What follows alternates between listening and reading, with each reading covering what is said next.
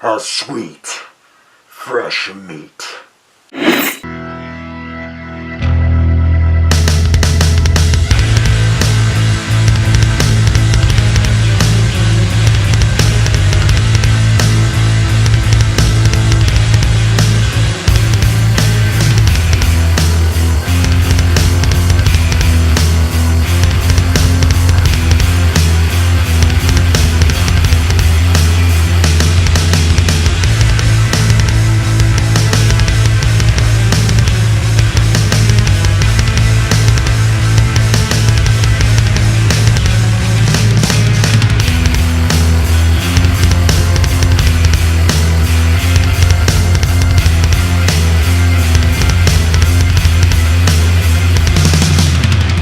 Hello YouTubers, my name is Frederick Lopez and you are in a new episode of The Final Cut.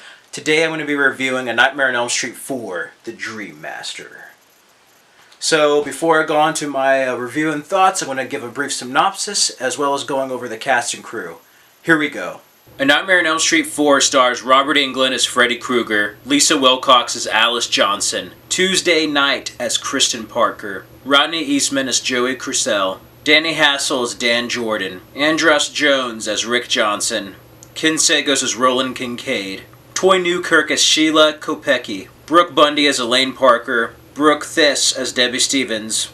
A Nightmare on Elm Street 4 follows up the previous Nightmare film. The dream demon Freddy Krueger is resurrected from his apparent demise and rapidly tracks down and kills all three of the surviving Elm Street kids. However, Kristen, who has the ability to draw others into her dreams, wills her special ability to her friend Alice before her demise. Soon after, Alice realizes that Freddy is taking advantage of that unknown power. She now wills to pull a new group of children into his foul domain. Now, Rennie Harlan directed this film, and before this film, he didn't really do much. He did a film called Prison that was very low budget, and then, of course, after this, we all know he ended up directing Die Hard 2, Cliffhanger, Long Kiss Goodnight. Yeah, he was almost pretty much homeless.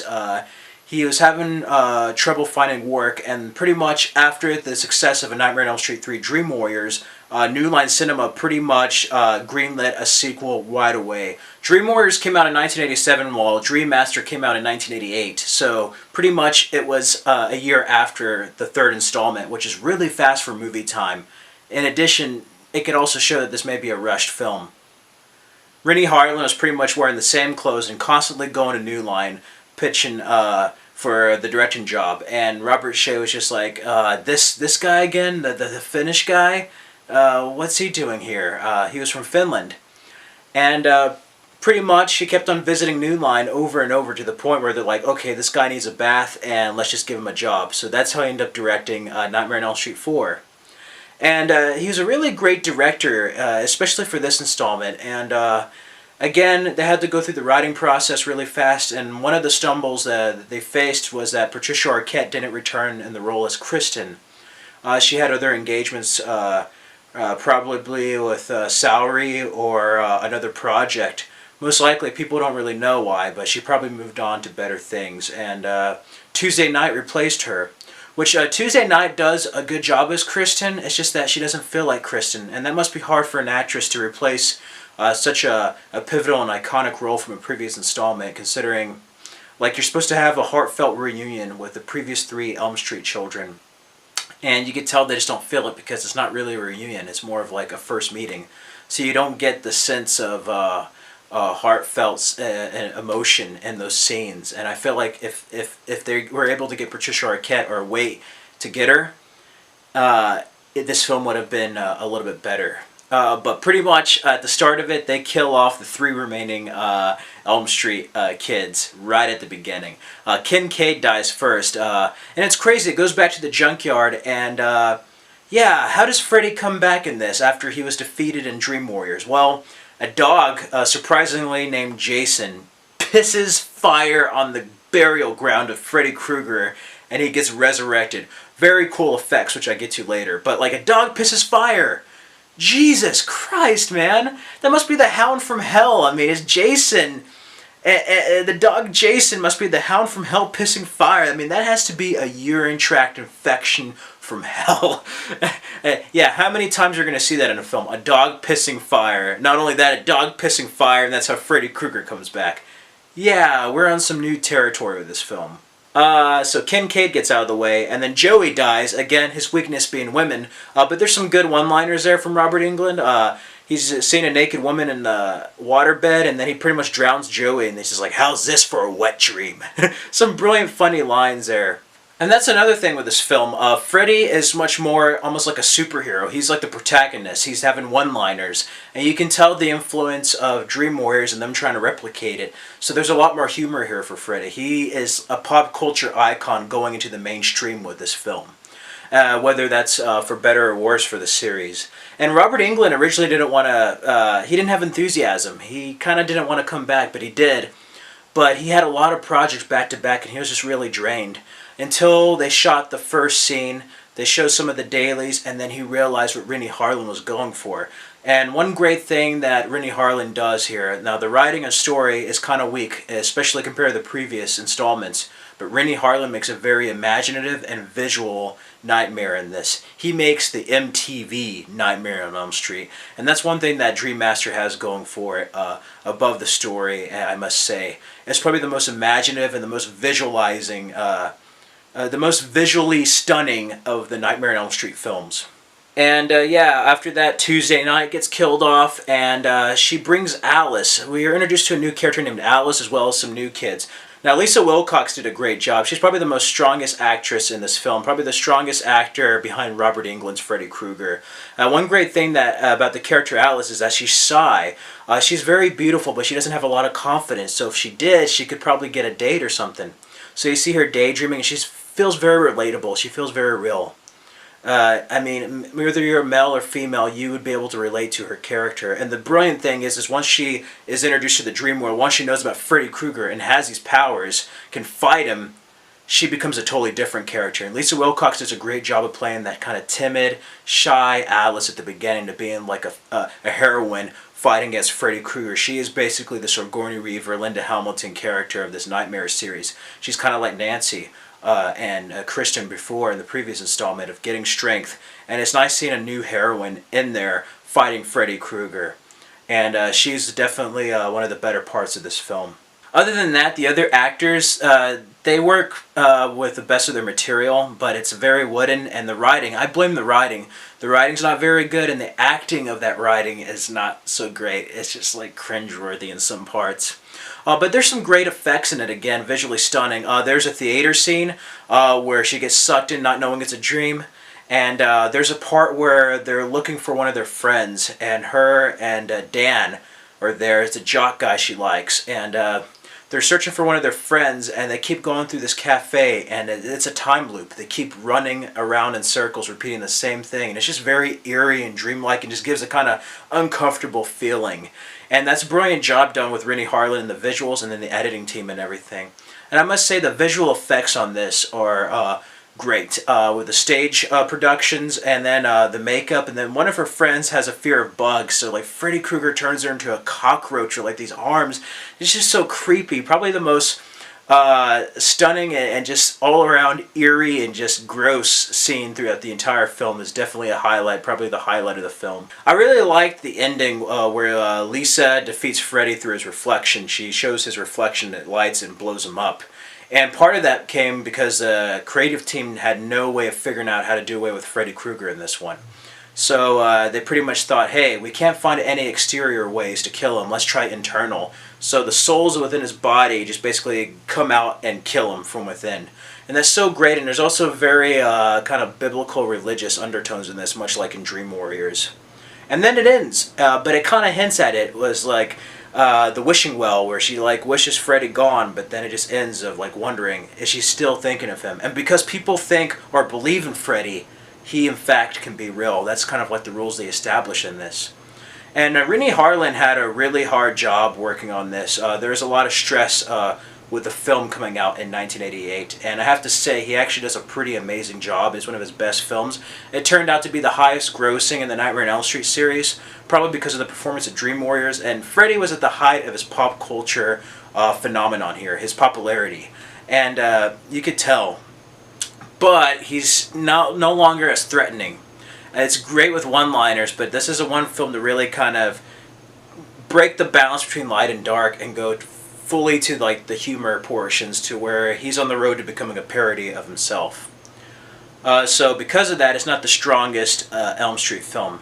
However, I feel it is a stronger film than the next installment called The Dream Child, and I feel like it's better than Freddy's Revenge because it still keeps it within the dream stuff. There's still some great visual stuff. It's just that the writing and story is kind of weak compared to the previous ones. And because of that, I still think it makes the final cut.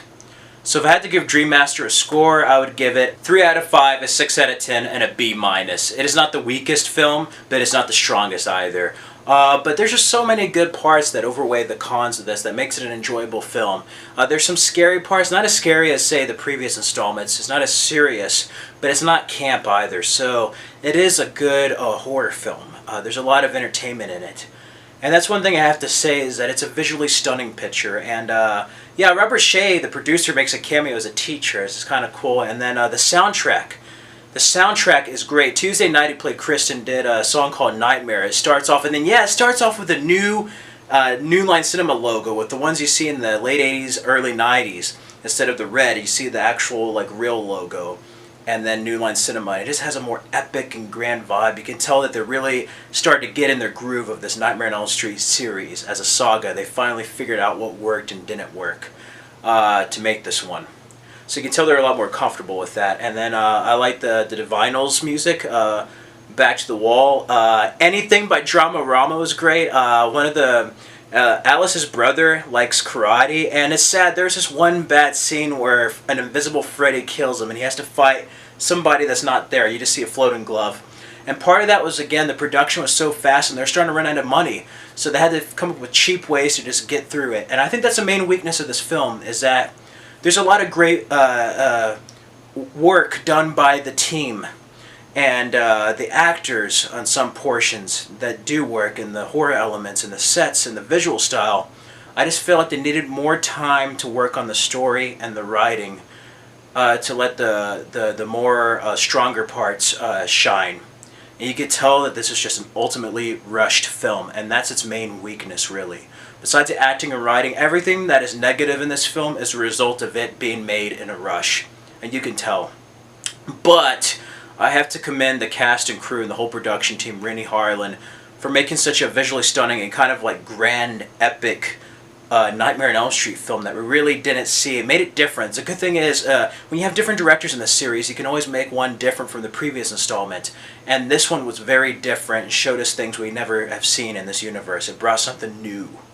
And I have to say that it should be commended for that, and for that reason alone, it makes the final cut. And the effects, too, were great. The cockroach kill, there's this part where he kisses a girl, and Freddy's menacing in some parts, even though there is a lot of humor. It's just like, you want to suck face? And he like basically sucks the air out of this girl, and it's just horrifying. The bug lady like crushes her to see all this cockroach goo. Just different stuff like that. And in the cafe, you have some of the souls in there of the people he's killed on a pizza, like his pepperoni and sausage. Like, no! You just see his like glove hit him, and then eat like a person's head off of a pizza. It's like, soul food. And he's just menacing. And then even when some of the nightmare scenes, Robert Englund is there as a nurse, it's just very surreal and just kind of uncomfortable, really. And those portions of the film are really strong, like I said earlier, and really make the film watchable. However, again, it's not the best Nightmare on Elm Street, but it does make the final cut and is one of the stronger of a series that includes some hits and a lot of misses. So, again, a 3 out of 5, 6 out of 10, and a B-. Go check out A Nightmare on Elm Street 4, The Dream Master.